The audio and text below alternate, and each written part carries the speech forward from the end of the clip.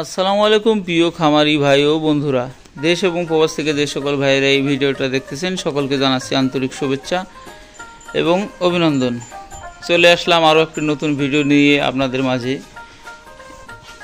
সাধারণত এই যে আপনারা দেখতে পাচ্ছেন যে গরুটা, এটা কিন্তু আমি আজকে গোসল করে দিলাম। এটা কিন্তু আপনার ওই যে 43,000-এর যে গরুটা ক্রয় করছিলাম তার মা, এবং বাচ্চাটা বাইরে আছে। বাচ্চাটাও আপনাদের কী পরিবর্তনগুলো দেখাবো। এই দেখেন কীরকম পরিবর্তন হয়েছে, কেবল গোসল করাইলাম আর কি। প্রায় 40 দিনের মতো হয়ে গেল। এই যে সবগুলো গরুকে গোসল করে দিলাম।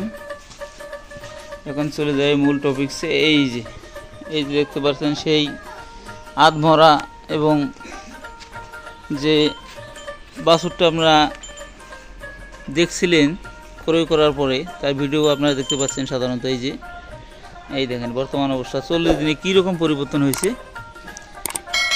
শুধুমাত্র জিঙ্ক, প্যানাডিল এবং ফেরোভেট এবং সরিষার তেলের মাধ্যমে কিন্তু গরুটা রিকভারি হলো। এই যে এখন পর্যাপ্ত দুধও সে পাচ্ছে।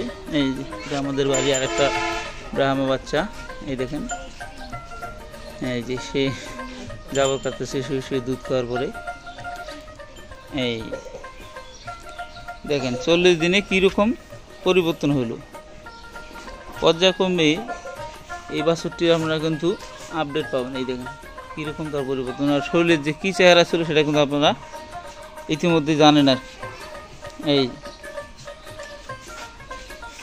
কত সুন্দর।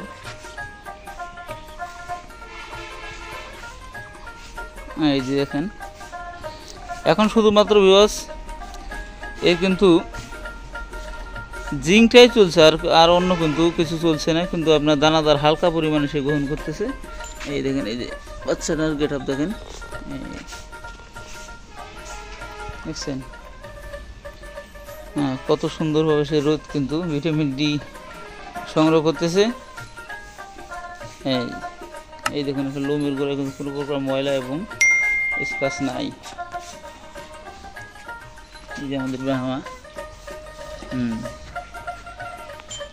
সাধারণত যত্ন উপরই যে কোনো জিনিসের আপনার ভালো মন্দ ডিপেন্ড করে। আপনি যত্ন করবেন, খামারে অবশ্যই রত্ন মিলবে। যত্ন করবেন না, কর্মচারীর উপর ছেড়ে দিবেন, সেক্ষেত্রে কিন্তু আপনার এই ধরনের কোনো পরিবর্তন হবে না। শুধুমাত্র এই যে আপনার 40 দিনের মাথায় কিন্তু এখনও কিন্তু গাই বাছুরটা বিক্রি করলে প্রায় আপনার 70-এর মতো হয়, শুধুমাত্র 40 দিন। দেখেন খাদ্য অনাহারে গরুটা কী ছিল, এখন কি গিরাবে তৈরি হয়েছে আর কি। এই যে আমাদের মোটা কথাগুলো। এই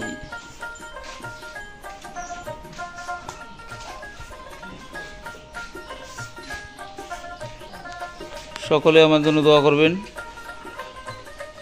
চ্যানেলটি ভালো লাগলে সাবস্ক্রাইব করবেন, পাশে থাকবেন।